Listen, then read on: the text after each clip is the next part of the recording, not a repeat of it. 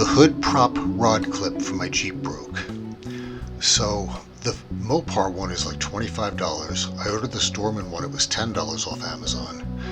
I installed it as per the instructions and it broke on the way in. It's made from a much harder plastic than the Mopar one. The reviews aren't very good on it. Other people have problems installing it too, but the plastic is a lot and it's not flexible enough. I'm not sure how they ever work.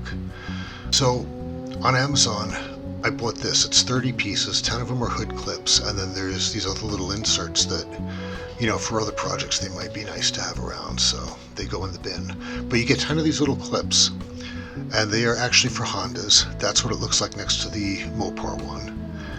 And instead of having to do two pieces, you just shove it in the hole.